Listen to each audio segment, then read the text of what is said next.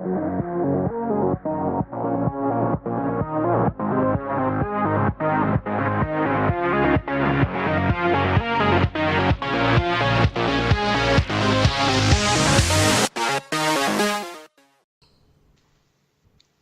gamers, welcome back to Game Warp. I'm Kim, and joined with me as always is my co-host Elwood Jones. How's it going, Elwood?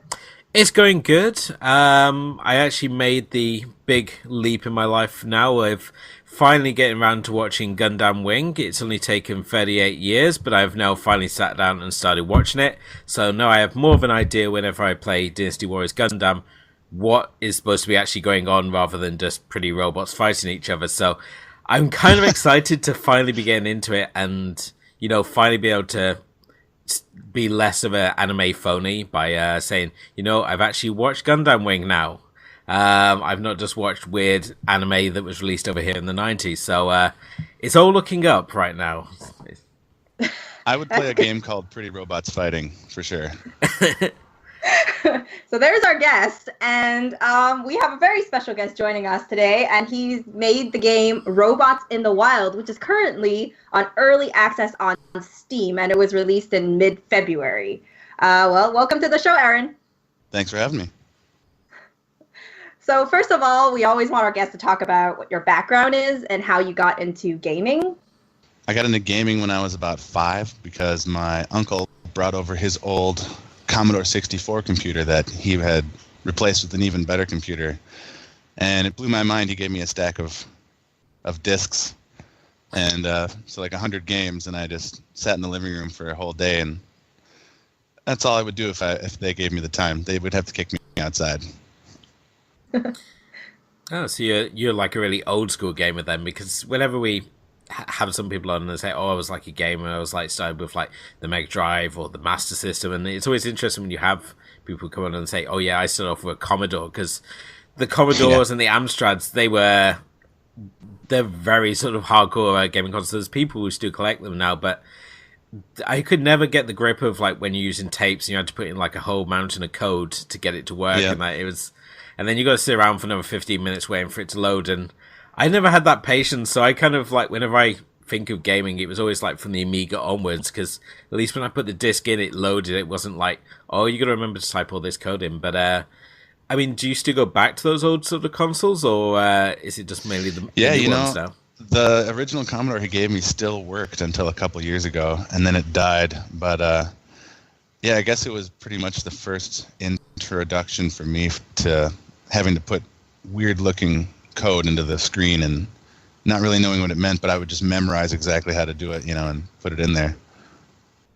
Yeah, and I mean, obviously with those consoles, you used to get the books where it would have pages of code that you could input for your own game, but if you got like one line or one little bit of code wrong, it just won't work, and it'd be like, a couple of hours of work wasted there. So that's right, and they were so bad at letting you edit the words, like getting around inside of there to fix your mistake was such a pain.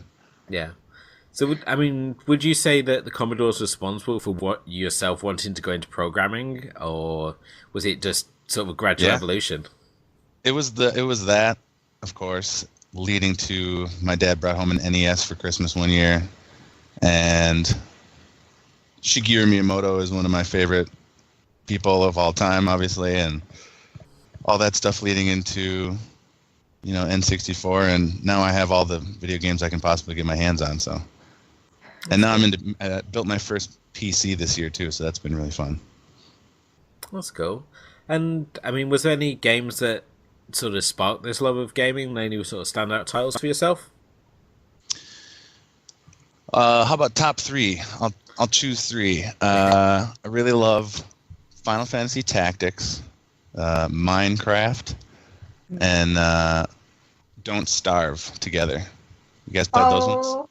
Yes. Yeah, Kim's responsible for getting me into it. I keep trying to get Elwood to play Don't Starve with me, but we haven't really done one yet. Maybe we'll do a stream of it one day. Oh, it's the best. If you guys could do both of you somehow, you can see what both player was doing. That would be really cool. We'll run it off both of our Twitch channels and then run it off of host it through Game Warp or something, I guess. I don't know. It'll be some technical thing that we'll need to figure out, which is a lot of stuff that we're doing behind the scenes right now. Yeah. Yeah. I'm constantly surprised by the titles Kim throws at me because Kim's obviously our resident indie games expert here on the show. Myself, I'm kind of like just handle all the retro and the AAA sort of titles, and Kim handles all these obscure indie titles. And it's kind of like when I speak to Kim sometimes when we talk about games, it's kind of like when you go into like a record store, like a real hipster record store, and they're sort of like, "Oh, you've not heard of this game?" And it's sort of like, I remember when we first started I the do show. have my indie video game hat on too right now, so it's like, whoa, you haven't even heard of this game before? I think it took me a good 2 weeks to catch up with all the titles Kim would just reel off, and she still manages to find these weird and unusual titles, and I think she's also responsible for the reason my controller now has a squeaky trigger finger, mainly because she made me play Rise and Shine, so all my indie horrors are just, I'm throwing at Kim, but Kim is obviously the person who brought Robots in the Wild to the table. For sure. And it's an absolutely fascinating game because from the description, it sounded like we were going to get one sort of game, and then when we actually saw the footage and started playing the game, it's something completely different altogether. Which I mean, in obviously the most complimentary of ways, as this is. But I mean, how did Robots in the Wild sort of come together? Yeah, I just started messing around with the idea of having the player build a base that you would. My original idea was you would just fight like one big Godzilla monster, and you'd try to make a Godzilla defeating base and fight one big old dude. But as it went along, slowly the idea of making the blocks into special shapes to make the robots came along. Like at first you would just make one block that was the laser block, or one block that was a lamp. And then I thought, well, it could be more strategic if we make them weird shapes, kind of like Tetris pieces. And then waves of monsters, and I don't know, I just sort of started scribbling around on the chalkboard and seeing what came out, and then taking off parts I didn't like and adding more parts over there. And this is the weird shape that it ended up at. Yeah, I find it really interesting how you came to jump into game development, especially because your background isn't really like, you don't really work in game development for, right? You're more No, in the music. Right. I'm actually a professional beatboxer, and I just got off a cruise ship where I had a gig down there in Florida, and yeah, that's what I actually do for money. I don't get to say I'm a professional game developer just yet because I don't make a living yet. But how is that the music part? How does that influence? Like, I feel like the music in Robots in the Wild is done really well. Like it's chosen to match the scenes, and especially like I feel like that when say like the day changes to night, there's like a different music that cues in. And do you do some beatboxing for the game as well, or to do sound effects or something? Or yeah, like almost all the sound effects are done with the human mouth, and then sometimes I digitally alter them or something like that, or whatever. You can see the keyboard here, so. I like that you mentioned that the different moments in the game have different music depending on what's going on. Because I don't know, I'm just a huge fan of that idea.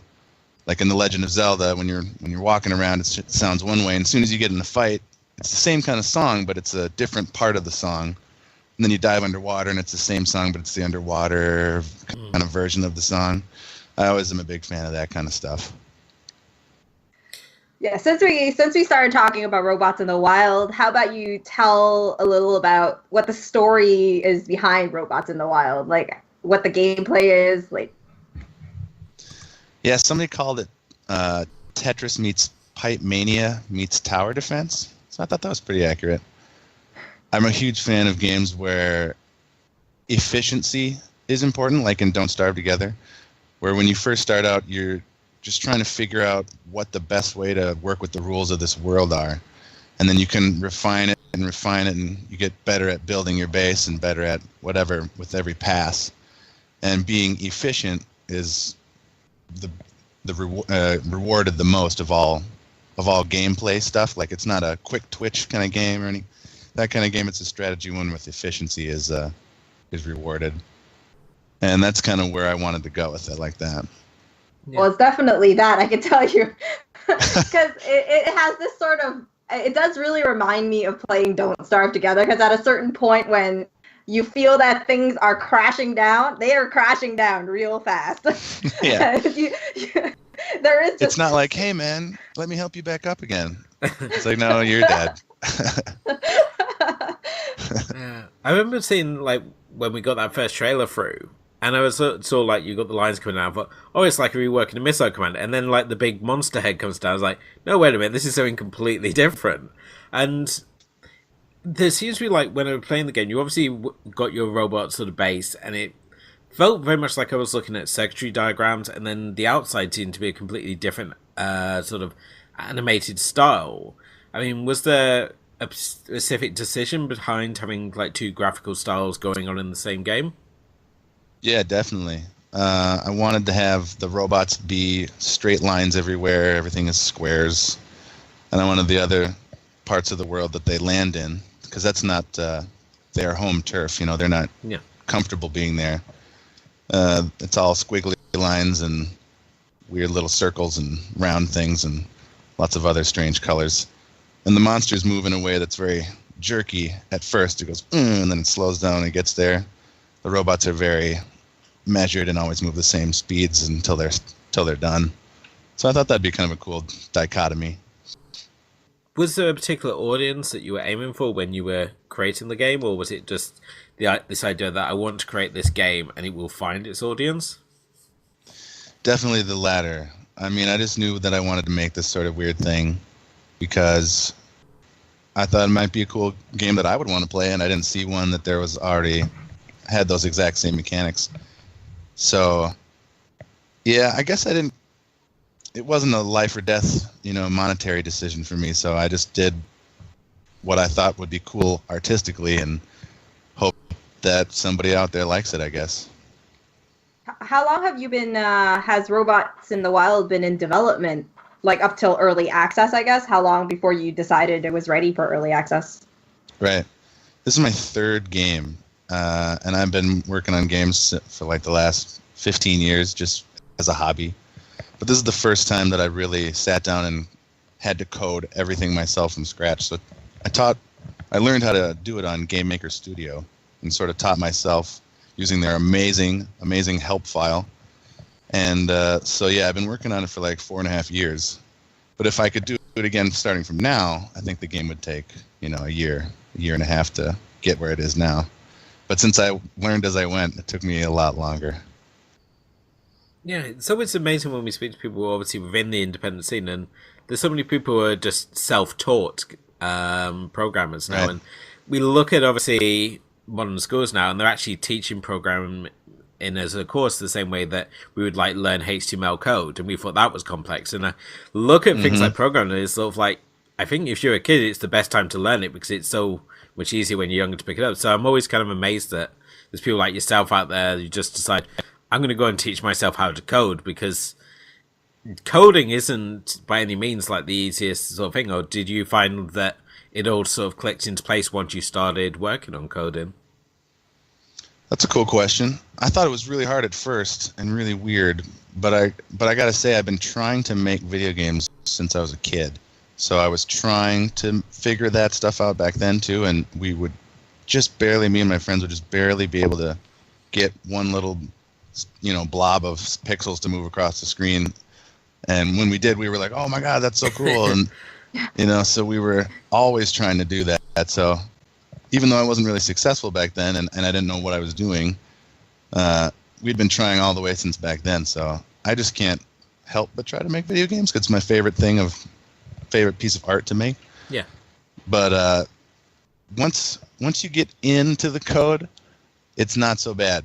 Like I feel it's the same way as learning a language. Somebody says, well, once you learn a second language, you can learn a third language and a fourth language pretty quick because now you're thinking in the way of, oh, okay, so these just groups of stuff are universal through these different kinds of sounds that I'm making with my mouth. So once you get over that initial hump, I think now I could learn a second computer programming language or third pretty easily. And it gets a lot easier. So you mentioned that you had 2 other games. What other games have you made? They're not out there for the playing because they're not all that great. But The first one I made was about a band that I was in back in the day called Root City Band, and it was like a rescue game, kind of like a Galaga, where you got the aliens up here and you run spaceship down here and you shoot back and forth, and then your scores over here. So the aliens had captured the band members, and now you're going to rescue them. So sometimes a band member would fall out of the alien craft, and you'd have to try to catch them with the rocket. And if you got all 4 band members, then you could become Super Rocket and then shoot all the missiles and stuff. And it played some of the band music as the game music. It's funny you're describing this, and my mind's instantly going to Revolution X, the Aerosmith shooter game that was in pretty much every arcade in the mid-90s. That's right, man. I used to work at a place called Circus Pizza, and we had a Revolution X there. That game, just being an Aerosmith fan, I think that was like the way that they sucked in all my like quarters is just the fact that it's like, here's a game and it's soundtrack by Aerosmith, and they got you double button pushed on that one. Yeah, it's sort of like here, take all my money, and the fact take all my quarters. Yeah, the fact is Midway as well, which was like double trouble really, because Midway obviously, I think they were the gaming company of the 90s, and now we see it's weird that we've gone from having these big studios and we're now focusing more on the independent scene.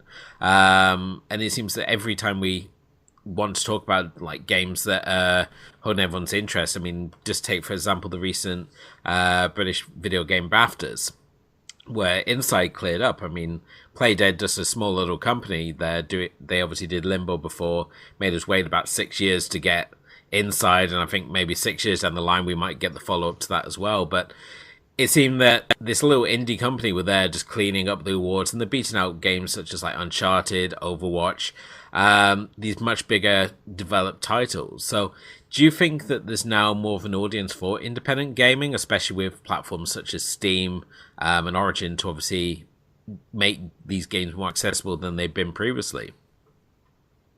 I definitely think so. I definitely think a person like me could not be even attempting to do what I'm doing 10 years ago. It would have been the distribution that Steam gives you is so amazing, and it's been cool to watch the indie scene get less indie, I guess, because it's getting more popular. So, and to watch the democratization of all distribution of games is interesting. But at the same time, more and more games are coming out every day than ever before. So just getting your face out there for 1 second into the spotlight is really hard. Okay. And I mean, yeah, so sorry, go. So I was just about to say, do you find time to pay much attention to your competition when it comes to the independent scene, or do you just see it as a case of I'm doing my thing and everyone else is doing their thing? There's no sort of real competition. It's just the gamers will decide what they want to play. Yeah, I guess I don't really care about the numbers that much. I mean, I do care about them, but I care more about just making something cool, and also just trying to find stuff that other people that have made is really cool and interests me. I guess I've never been like jealous about anybody else. I kind of look at it like a scientist, like, hey, this will be interesting. Let's see how many people will enjoy this, and if they don't, then we learn that they don't really enjoy that, I guess. So since we were talking about Steam and the distribution, since they just had the Valve just announced that they were going to take away Greenlight. What do you think about that? I didn't hear that. I have not heard that. Yeah. What does that mean? All Greenlight is going to be gone? Yeah, I think in a few months they're gonna phase out Greenlight, because the thing is, it's so many games go through Greenlight that I just wonder if it's gonna like make it harder, if like how they're gonna be able to evaluate what games go on or go in Steam or not, you know? Yeah, I don't know. That'll be interesting to see, and I'm sure people will have a whole different set of complaints about whatever they do. Okay, just a general question then, obviously in terms of the Steam Greenlight being removed, do you feel that this is a move by Steam to perhaps reduce some of the Drek games that are filtered through, such as that Rad Exploder game that was branded worst video game of all time, which unfortunately was showing up on Steam in their marketplace? Okay. I think getting voted the worst video game of all time is pretty good marketing, if you ask me. Hey, there's no, any publicity is good, so to anybody, as long as the people know who you are. So here's what the statement is. Valve is ending the crowdsourced greenlight submission program, replacing it with a direct sign-up system. So it's a new system called Steam Direct, paying a fee for each title they plan to distribute. Like the developers have to pay a fee for each title they plan to distribute. I don't know. I guess we'll have to see how that evolves. I mean, I made it through Steam Greenlight, and that's how I got to early access, and it took me a lot of learning to figure out how to do that. But I mean, so I can't really talk bad about it, but there is a lot of really bad stuff that goes through there.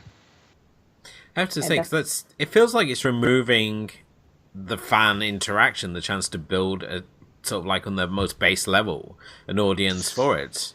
Yeah, I agree with that. But I think people had also found ways to game that voting system, and Valve wasn't a fan of that either. That's true. It probably explains why there's like all these really, I don't know, mostly, I mean, I look at a lot of horror genres, and there's a lot of really bad horror games out there that go out, and they're priced ridiculously, and it's really no substance.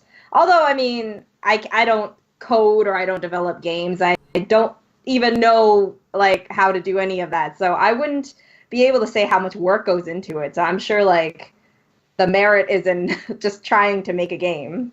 Right.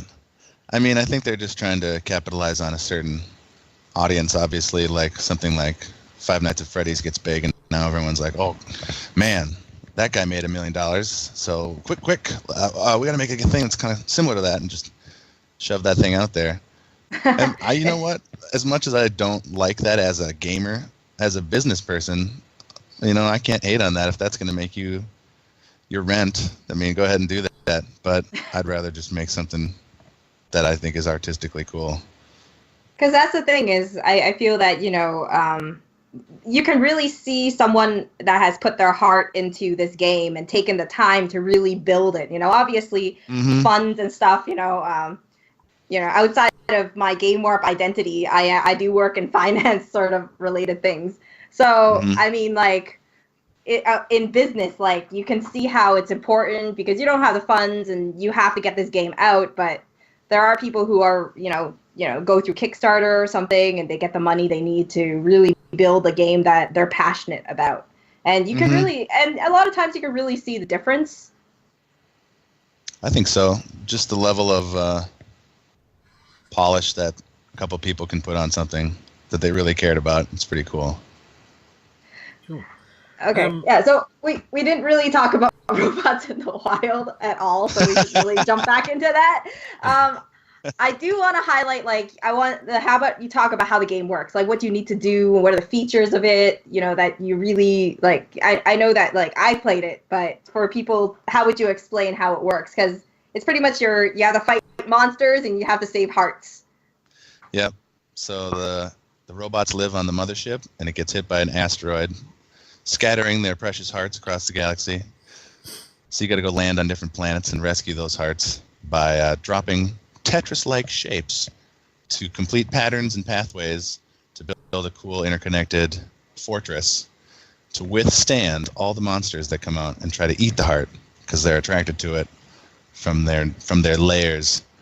So there's different elements of, wind and sand, and there's going to be acid rain and whatever else, and big volcanic monsters eruptions. And volcanic eruptions that are going to try to not let you rescue that heart.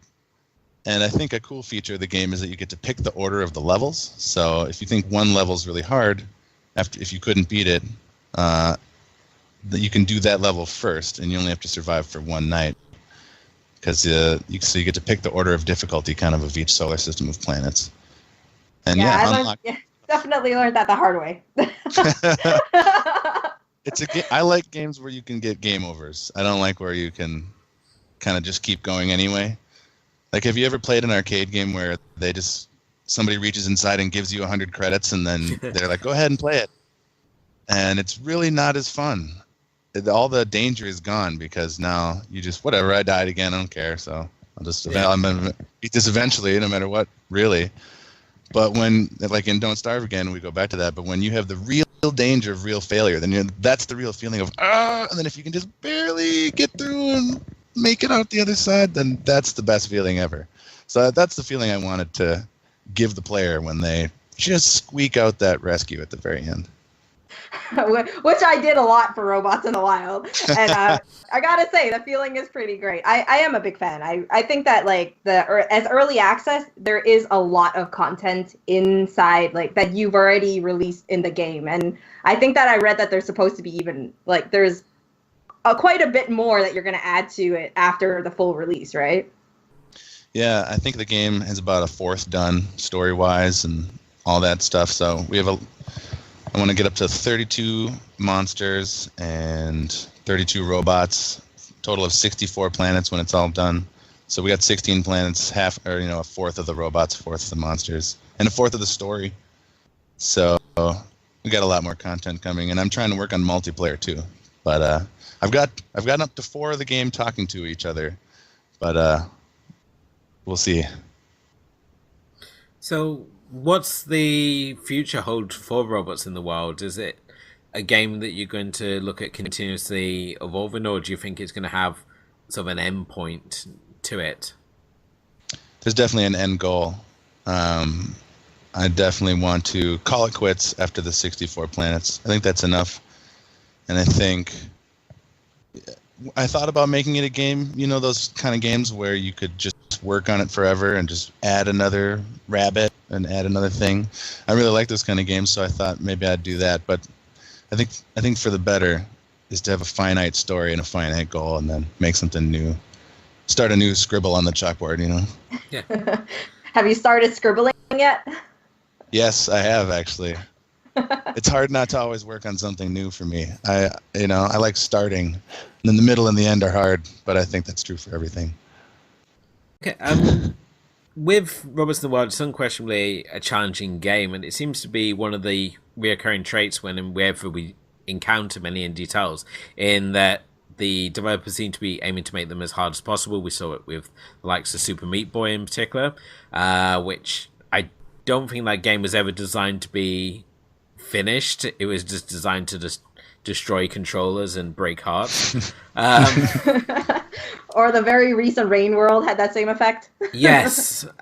So when you're creating Robots in the Wild, is it with the intention to make it sort of fair, or are you trying to really make it as difficult as possible? Definitely not make it as difficult as possible. Actually, my goal was to make it as, I guess, unique as possible, but also give the player the creative freedom to sort of make their own strategies about how to win at a particular instance. And actually the game was and this always happens for me, and I heard it happens to lots of people that make games, is it was way harder. It was way too hard. And I had to, cattail. Yeah, sorry, I'm not just tend to fairy or something. I had to make it easier like 5 times, because for me, of course, I made the whole thing, so it makes sense to me and everything is easier. But then I show someone else the game and I watch them play it, and they are either confused or it's way too hard for them. So then you got to scale it back until you find a spot. So even though the game is hard now, it's actually way better on the player than it used to be when I first created it. Oh God, I can't even imagine that. I actually play this. I play this with my husband. Our fellow stunt gamer, as we call him, and he's like, we had to use 2 brains to solve. I think by the time we had like survive 4 nights, we were both sitting there trying to like, no, this piece goes here. No, that piece turn that piece. No, That's awesome. It's a really, like, I can see how this could be really fun as a multiplayer, even as like a co-op game. It would be really cool, I think. Yes. Oh yeah, that would be something. One player can only control blocks on half the screen. The other player can only do this half. So you have to work together to line up your stuff and, yell at each other and throw things at each other and all that stuff. That's fine. I mean, would you ever consider releasing like a hell pack, so that if you felt that gamers were like saying, "Oh, this is too easy," that you just release a pack of just like the insanely hard levels that you sort of created for your own amusement? Yeah, I could definitely see that happening. If anybody wants to show me how easy this game is for them, that would be great, and I would definitely try to make it harder for you.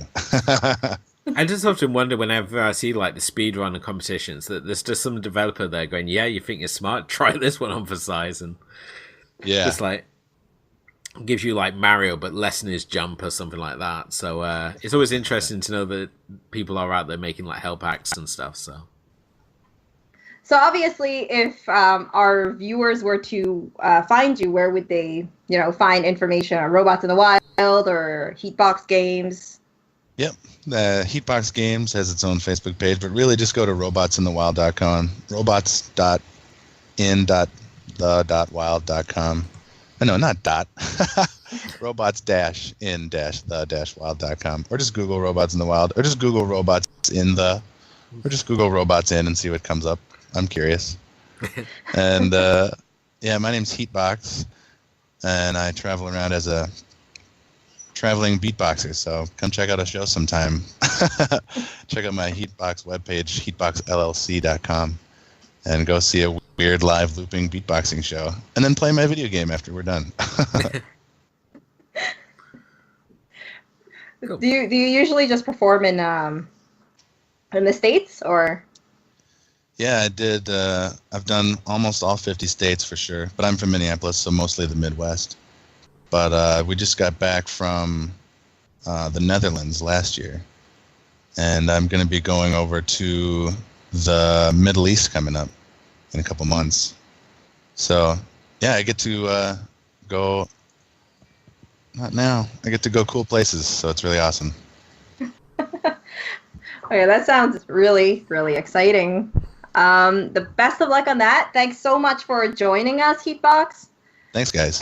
Yeah, and thanks. And hopefully, we're looking forward to seeing where Robots in the Wild goes and the full release and all the co-op and multiplayer things that you might be bringing into it.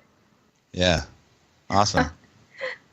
I'm going to see a video of you and, the stunt gamer. You and the stunt gamer co-oping. That would be awesome.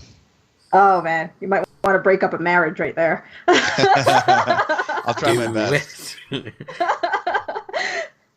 So thanks again. This wraps up this episode.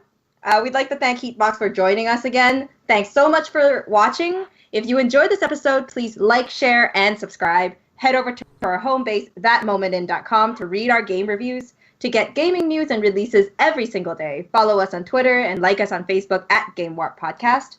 And hang out with us over at twitch.tv/Game Warp Podcast to watch our streams. To listen to us on the go, you can find us on iTunes and Podomatic. Bye!